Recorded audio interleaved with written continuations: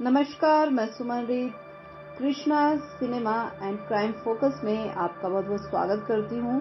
और आज हम एक और दर्दनाक घटना लेकर आ गए हैं। जी हाँ, देखिए, पम्मी यादव की कहानी एक दर्दनाक वास्तविकता है जो शारीरिक, मानसिक और आर्थिक शोषण के जाल में फंसकर अपना जीवन समाप्त करने वाले एक युवा की दर्द भरी दास्तान है।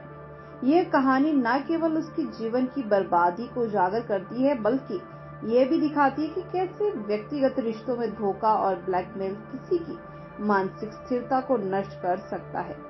चलिए आपको बताते हैं इस कहानी को। तो देखिए, पम्मी यादव उत्तर प्रदेश के औरंगाबाद के जिला बुलंदशहर का एक साधारण लड़का था। उसकी पारिवारिक पृष्ठभूमि बेहद ही सामान्य थी और वह एक गरीब परिवार से था। इसके बावजूद पम्मी यादव ने अपने जीवन को सुधारने और अपने परिवार को आर्थिक रूप से बेहतर स्थिति में लाने के लिए कठिन मेहनत की। पढ़ाई में अच्छा होने के कारण वह उत्तर प्रदेश पुलिस में भी भर्ती हो गया। 2018 में उसकी मेहनत रंग लाई और उसने अपनी नौकरी के माध्यम से एक नई शुरुआत की। 2019 में जब पम्मी यादव अपने कार्यस्थल पर काम कर रहा था, उसी समय उसके पड़ोस में 2 नई लड़कियां आकर रहने लगी। उनमें से एक लड़की का नाम प्राची था, जिसने अपनी सुंदरता और आकर्षण से पम्मी यादव को प्रभावित किया। पम्मी और प्राची की पहली मुलाकात साधारण सी थी, लेकिन धीरे धीरे दोनों के बीच बातचीत बढ़ती गई। प्राची की और पम्मी का आकर्षण बढ़ता गया और उसने प्राची से उसका फोन नंबर मांगा।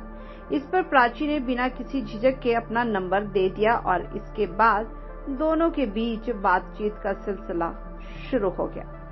5 महीने के भीतर प्राची और पम्मी के बीच गहरी दोस्ती हो गई। इस दौरान प्राची ने पम्मी के प्रति अपने आकर्षण को बढ़ावा दिया और पम्मी ने भी उसे गंभीरता से लेना शुरू कर दिया। दोनों के बीच रिश्ते इतने गहरे हो गए कि एक दिन पम्मी यादव ने प्राची को शहर के बाहरी इलाके में एक जंगल में मिलने के लिए बुलाया। इस मुलाकात के दौरान पम्मी और प्राची ने न केवल बातचीत की, बल्कि शारीरिक संबंध भी बनाए।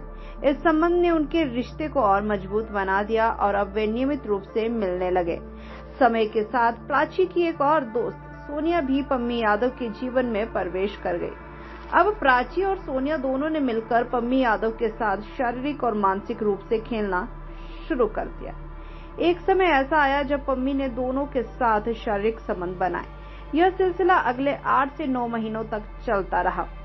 इस दौरान पम्मी यादव ने दोनों लड़कियों की आर्थिक मदद भी शुरू कर दी। उसने हर महीने उन्हें पैसे देने की आदत बना ली थी, जिससे उसकी आर्थिक स्थिति और भी कठिन हो गई थी। 1 साल बाद पम्मी यादव के परिवार ने उसकी शादी करवा दी। शादी के बाद पम्मी ने प्राची और सोनिया से दूर रहने का प्रयास किया।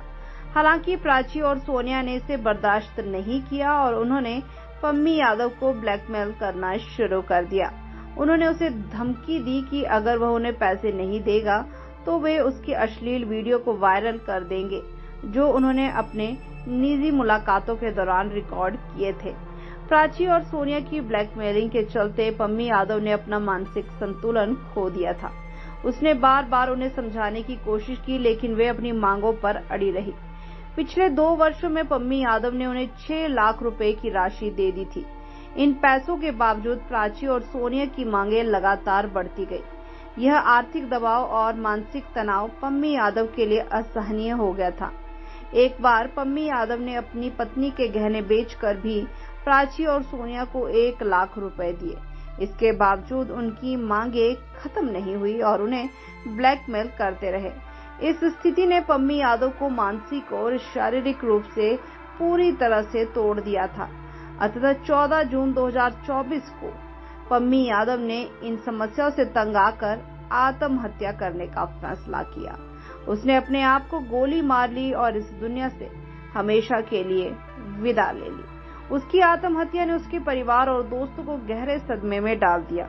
यह घटना न केवल पम्मी यादव के जीवन का अंत था, बल्कि एक गहरी सच्चाई को भी उजागर करती है कि कैसे ब्लैकमेल और शोषण से किसी का जीवन नष्ट हो सकता है।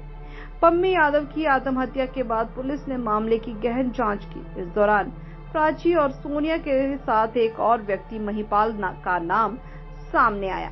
महिपाल, जो सोनिया और प्राची का दोस्त था, इस पूरे षड्यंत्र में उनकी मदद कर रहा था। पुलिस ने तीनों को गिरफ्तार कर लिया और उन्हें अदालत में पेश किया। पम्मी यादव की कहानी उन लोगों के लिए एक महत्वपूर्ण संदेश है जो किसी न किसी रूप में शोषण का शिकार होते हैं। यह कहानी बताती है कि कैसे व्यक्तिगत रिश्तों में धोखा और विश्वासघात किसी के जीवन को पूरी तरह से तबाह कर सकता है। पम्मी यादव ने एक साधारण जीवन जीने का सपना देखा था, लेकिन गलतफहमियों और धोखाधड़ी ने उसे आत्महत्या करने पर मजबूर कर दिया। ये घटना समाज को यह सिखाती है कि कैसे मामलों को रोकने के लिए सख्त कानूनी कार्रवाई, सामाजिक जागरूकता और मानसिक स्वास्थ्य के समर्थन की आवश्यकता है। ब्लैकमेल और शारीरिक शोषण के खिलाफ आवाज उठाना अत्यंत आवश्यक है, ताकि भविष्य में कोई और पम्मी यादव इस तरह की दुखद परिस्थिति का सामना न करे। पम्मी यादव की दर्दनाक कहानी हमारे समाज के लिए एक सख्त चेतावनी है कि हमें शारीरिक और मानसिक शोषण के खिलाफ जागरूक रहना चाहिए। ऐसे मामलों में पीड़ित व्यक्ति को सहारा देना और उसे मानसिक स्वास्थ्य का समर्थन प्रदान करना अत्यंत आवश्यक है।